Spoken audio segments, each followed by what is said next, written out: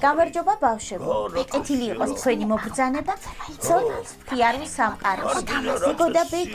რატომ მითხარი რა გინდოდა ჩემ? ბეგი მასწავლებელი და მე ვისაუბრო. კარგი ხო მე ვისაუბროთ ხო მაგრამ გამოგიჟე რა რატომ გაგიჟე? ვერ გავიგე. წესია რა. ბეგო და ბეგი. დიახ. ჩვენი გადაცემა დაიწყო. აუ, მეგი მასწავლებელო, აი მეც ამას ვეუბნები ბეგოს, მაგრამ ვერ გავაგებინე. ვა!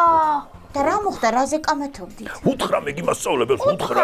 უთხარი. მითხარი ბეგო. მეგი მასწავლებელო, სანამ გადაცემა დაიწყებოდა, აი ამან ჩემმა მეგობარმა ბეგი იცი რა მითხრა? რა გითხრა ასეთი? ახლავე ვეტყვი მეგი, ყველაფერს ვეტყვი მეგი მასწავლებელს. ყველაფერი მითხარი, რა ხდება, ბაბა? მეუბნება რომ ბეგო შენთვის კარგი არის თაფლის ჭამა. მეუბნება ამას წარმოიდგინეთ, აი ეს წინა ორი გადაცემა სულ იმაზე იყო ლაპარაკი, რომ ბევრი ტკბილის ჭამა არ შეიძლება და ამ დროს თაფლზე მეუბნება ამას, თაფლზე. წარმოიდგინეთ, თაფლი რომელიც არის ძალიან ტკბილი. ერთი ორჯერ აი ხელზე დამეწვეთა მეგი მასწავლებელო და ისეთი ტკბილია, ვაიმე. ბეგო, მინდა გითხრა რომ ჩვენი ბეგი მართალია. აი, გაიგე? ხომ გეუბნებოდი. მადლობა მეგი მასწავლებელო. რანაირად მეგი მასწავლებელო, ვაიმე. რანაირად და პირდაპირ გეტყვი. ყველა არსებულ საკვებ პროდუქტს შორის თაფლი ყველაზე სასარგებლოა. ხოლოდ თუ ის ნატურალურადაა დამზადებული. და მეგი მასწავლებელო, ნატურალური რას ნიშნავს? ნატურალური ანუ ნამდვილი. როდესაც ის ყოველგვარი მინარევებისა და დანამატების გარეშე ბუნებრივად არის შექმნილი. საბედნიეროდ ბეგო და ბეგი, საქართველოში მეფუტკრეობა ძალიან განვითარებულია და მას დიდი ტრადიციებიც გააჩნია. მეგი მასწავლებელო, გამოდის რომ ფუტკარი არის უნიკალური წერი, ფუტკარი არ აკეთებს თავს. ასე გამოდის ბეგო, ნამდვილად.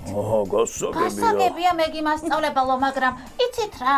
თუ შეიძლება ჩვენი დღევანდელი გადაცემის მთავარ პერსონაჟს რომ დავუბრუნდეთ, თორე გონი თემას ძალიან გადავუხვიეთ. ჯობია მართალია. იცი რა? მინდა გითხრათ რომ ჩვენ დღევანდელი ჩვენი გადაცემის მთავარი პერსონაჟი უკვე ვახსენეთ. ვახსენეთო. მეგი მასწავლებელო, ერთი წუთით, ბეგი, აი შეხედე კედელს. აი, ჩვენ ასობგერად ხო უკვე ვისწავლეთ თაფლი. კი, რანაირად მეგი თაფლი მასწავლებელო. არა ბეგო. მივხვდი, ფუტკარი. ოჩა, რა თქმა უნდა, ფუტკარი.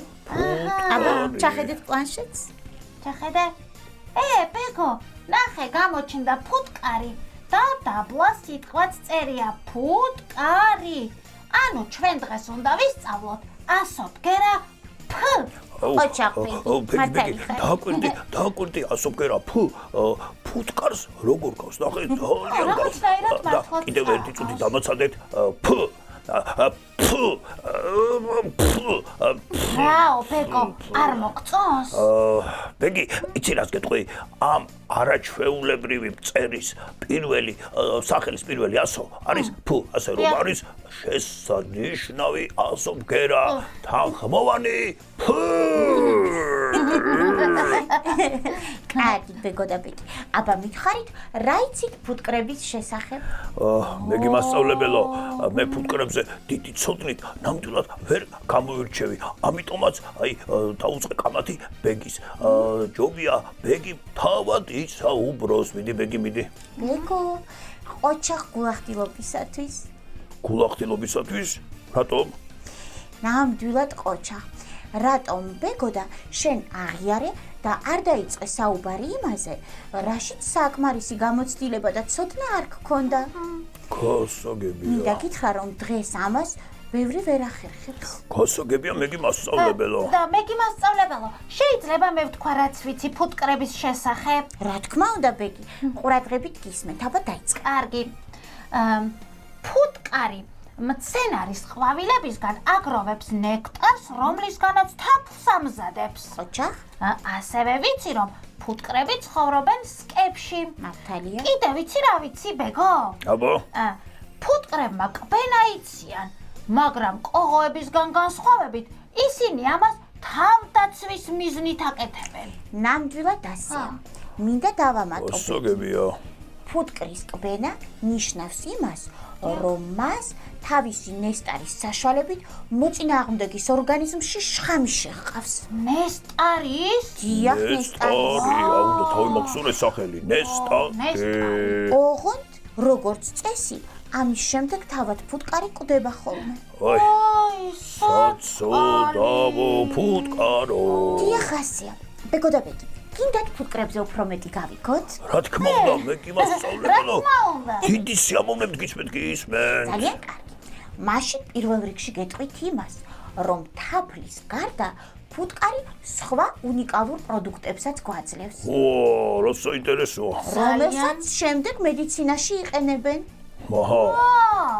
რა მაგარია. აი, მაგალითად, რძე და ფუტკრის შხამი.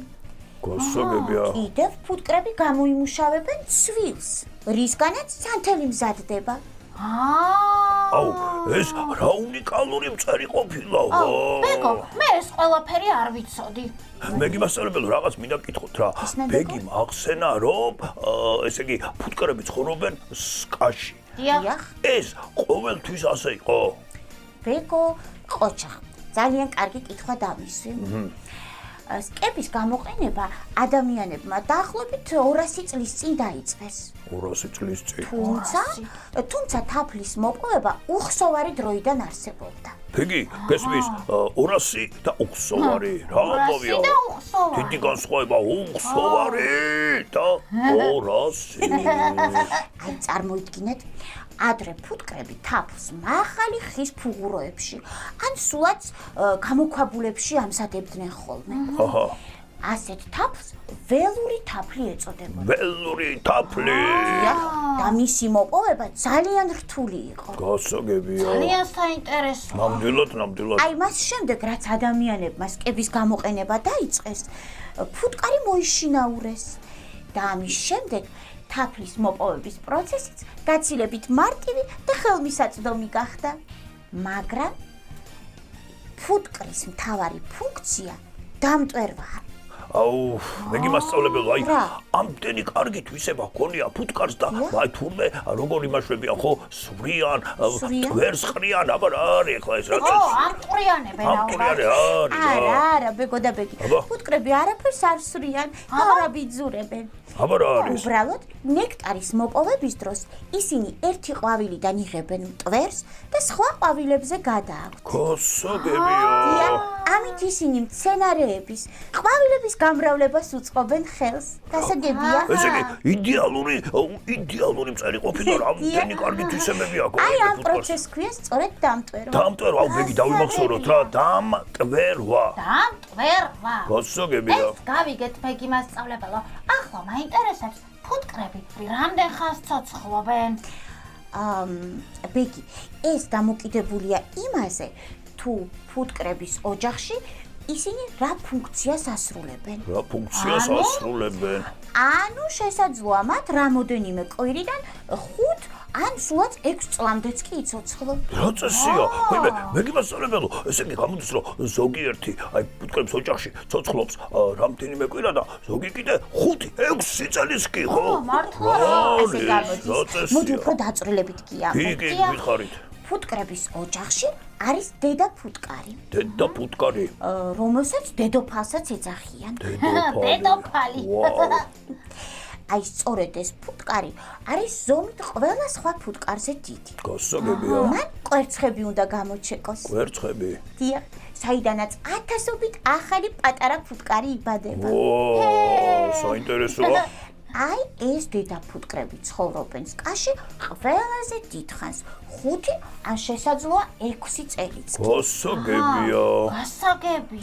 ამის შემდეგ უკვე მოდიან მუშა და ჯარისკაცი ფუტკრები. მომსახურე პერსონალი და მეომარი ფუტკრები. მუშა და ჯარისკაცი. მათ ნექტარის მოპოვება ევალებათ, ასევე სკის დაცვა, დასუფთავება და კიდევ სხვა უამრავი საქმიანობა. რამდენ რაღაცას აკეთებენ, ბეგი წარმოგიდგენია, რამდენი საქმე ოჩახ მაგათ ოჩახ. ნამდვილად ბევრს შრომობენ. აი, ამის გამოა, რომ ისინი სხვებზე გაცილებით ნაკლებს ცოცხლობენ, დაახლოებით 40 დღემდე. გაცილებით ნაკლები კი არა, ძალიან ცოტა ცოცხლობე რა არის 40 მართლაც ძალიან ცოტა. ვაიმე. და მე გიმასწავლებელო, მამა ფუტკარზე რას გვეტყვით? მამა ფუტკარზე? დიახ. მამა ფუტკარზე ბეგი სამწუხაროდ ბევრს ვერაფერს ვიტყვი. მას შემდეგ რაც სკაში პატარა ფუტკრები დაიბადებიან, პატარა ფუტკრუნიები ხომ მეგიბასწავლე. რაც კი გამოიჩეკებიან, მამა ფუტკარს სკაში აღარაფერი ესაქმება. ისინი დიდი სიცხეების დროს ფრთებს მძლავრად ამუშავებენ და ამით დანარჩენ ფუტკრებს ეხმარებიან გაგრილებაში. ესე იგი გამოდის რომ სკის კონდიციონირებას ახდენენ, კონდიციონირებას მუშავე. დაახლოებით ასე გამოდის. გასაგებია მეგიბასწავლებელო, გასაგებია. მინდა დავამატო, რომ ფუტკრებს დღეს ძალიან რთულ პირობებში უწევთ ცხოვრება. რატომ მეგიბასწავლებელო, რატომ? რატომ და იმიტომ რომ ბუნება ბინძურდება. მინდვრებს საძოვრებად გარდაქმნიან. ეს ყველაფერი კი იმას იწვევს, რომ გაცილებით ნაკლები მცენარე ხარობს და იზრდება. ამიტომ ფუტკრებს ძალიან დიდი შრომის გაწევა უწევთ ნექტარის მოსაპოვებლად. ძალიან ცუდია მე გიმასწავლებ. ამიტომაც უნდა გაუფრთხილდეთ გარემოს. არაერთხელ ვიმეორებ და კიდევ ერთხელ ვიტყვი გარემოს გაუფრთხილდით. მართალი ხარ ბეგო. ყოჩახ ბეგო და ბეგი მართალია. მოდი ახლა ჩვენს გაკვეთილს დავუბრუნდეთ. დავუბრუნდეთ. ვნახოთ როგორ იწერება ასობგერა ფ. ხომ გაინტერესებს? ჩავხედოთ პლანშეტს, ჩავხედოთ ბეგი. აბა ჩახედეთ პლანშეტს. ყურადღებით დააკვირდით. აი ასე. გასაგებია. მოდი კიდევ ერთხელ გაჩვენებთ, აბა. დიახ. შეხედეთ. აი ასე. შვენიერი ასობგერა. ძალიან მეც მომეწონა. ნამდვილად ასეა. აუ, ბეგი, ახლა ფუტკარზე უნდა ვნახოთ ანიმაცია, იცი როგორ მაინტერესებს, რანაირი ანიმაცია იქნება ფუტკარზე. აი ესეთი ანიმაცია მე მაინტერესებს სიმღერა როგორი იქნება. აუ, კი. მოდი ვნახოთ. აუ, ნახოთ.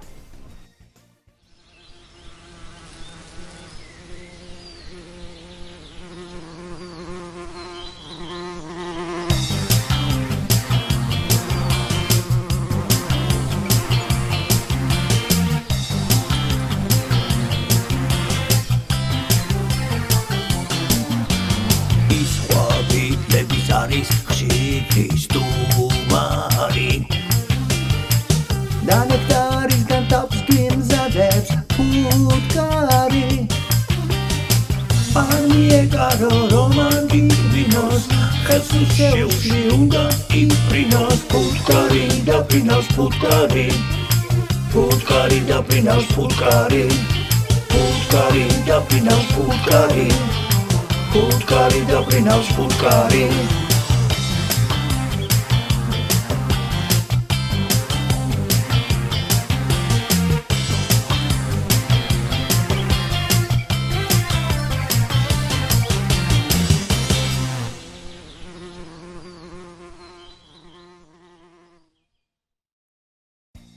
აუ, ბეგი. რა მაგარი ანიმაცია იყო. და სიმღერა როგორი იყო? აბა მოდი აბა ფუტკარი დაფრინავს ფუტკარი ფუტკარი დაფრინავს ფუტკარი ფუტკარი დაფრინავს ფუტკარი ფუტკარი დაფრინავს ფუტკარი მეგიმასწავლებელო აი როცა ანიმაციას უყურებდი უცებ თავში რაღაც მოვიდო აბა რა მოვიდა ბეგი რა მოვიდა მივხვდი ლექსი მოვიდოდა რა თქმა უნდა აბა გისმენთ ბეგო ამ წერს აქვს თაფლის შექმნის საოცარი უნარი ამის გარდა ბევრ კარგ საქმეს ჩვენ გვიკეთებს ფუტკარი ოჩა ბრავო მადლობა ოჩა ძალიან კარგი ახლა მითხარით ჩვენი გადაცემა როგორ მოგეწონათ ახლა გეტყვით რომ ძალიან მოგვეწონა მეგიბასწავლებელო იცით რა იმდენი საინტერესო რამ გავიგეთ. მეგი მასწავლებელ, აი იმდენი რომ ძალიან ბევრი. მეგი მასწავლებელ, მე კიდე ერთი სული მაქვს სახლში, როცა მივალ და ბევრი თაფლი უნდა შევჭამო. ბეგო, დიახ. ხოლოდ მთავარია ზომიერება დაიცვა. ზედმეტი არაფერი ვარ გახო მიცი. მეგი მასწავლებელ, როგორ თაფლი ხო კარგი არის ჩემთვის. ეს იგი ბევრი მაინც არ შეიძლება, ხო? არ შეიძლება. ბევრი თაფლით არ შეიძლება. გავითვალისწინებ მეგი მასწავლებელო. ძალიან კარგი. მოდი ახლა მოვიფიქროთ სიტყვები, რომლებიც იწყება ასობგერა ფ-ზე. აბა, მოვიფიქროთ. შეგიძლიათ? მეგი დაიწყე რა. ფ ფანჯარა, ყოჩა, ფუნჯი შვენიერია, და ფანდური. ყოჩა. მეგი ფანდური რა არის ფანდური? ფანდური არის ქართული სიმებიანი ჩამოსაკრავი ინსტრუმენტი. ანუ ქართული გიტარა. როგორც გიტარა. გასაგებია. ახლა ჩემი ჯერი არის, აბა, მე მოვიფიქრე მეგი მასწავლებელო ფეი ხოა? დიახ, პორტოხალი? შვენიერია. და კიდე მოვიფიქრე, აი რაღაცა ისეთ მინდა ქართული მინდა რაღაცა გემრიელი ტკბილი. აბა. ფელამუში. ნამდვილი. აი შეხო მოვიფიქრე, ფანდური, აი სუფთა ქართული ჩამოსანკარავი სიმებიანი ინსტრუმენტი მე კიდე მოვიფიქრე, ფელამუში. უგემრიელესი, ნამდვილი ქართული ეროვნული ტკბილეული. ყოჩა. ბეგო, ყოჩა. ნამდვილად ძალიან გონიერები ხართ. მადლობა მეგი მასწავლებელო. ახლა კი ჩვენი დამშვიდობების დროც დადგა. ბავშვებო, ხო იცით რომ ძალიან მალე დაგიბრუნდებით ახალი გადაცემით და თქვენს გულებს გავაყარებთ. ბავშვებო, თქვენ კი არ დაგავიწყდეთ. აუცილებლად შეხვიდეთ საიტზე ცოდნაჯი, სადაც ირაკლის აწყობილი სულ ახალ-ახალი ონლაინ თამაშები გელოდებათ. ახალ-ახალი აურა ბაგარია. აბა კარგად იყავით ბავშვებო. ნახვამდის ბავშვებო. მომავალ შეხვედრამდე ცოდნის მხიარულ სამყაროში.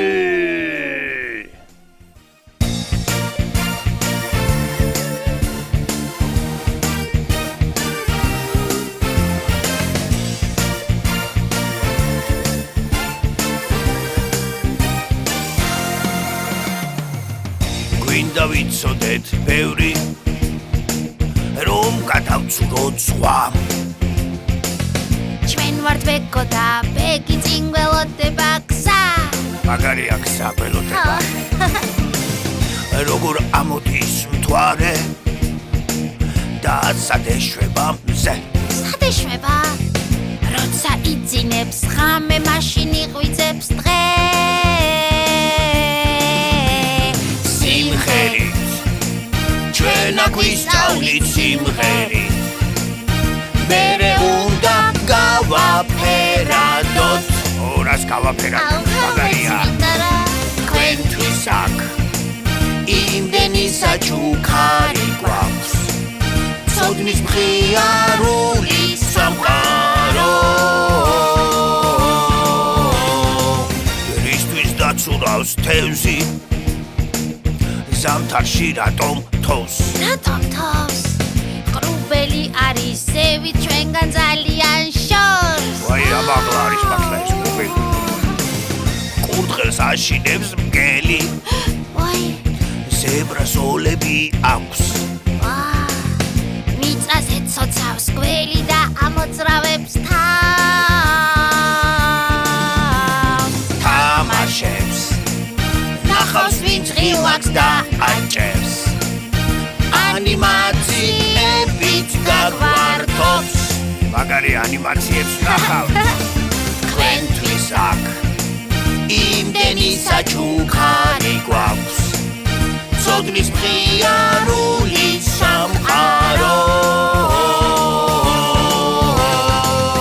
ბეგი იმდენ რაღაცებს ვასწავლით ბავშვებს. ძალიან ბევრ რაღაცას. რა მაგარია ბეკო, როგორ მიხარია.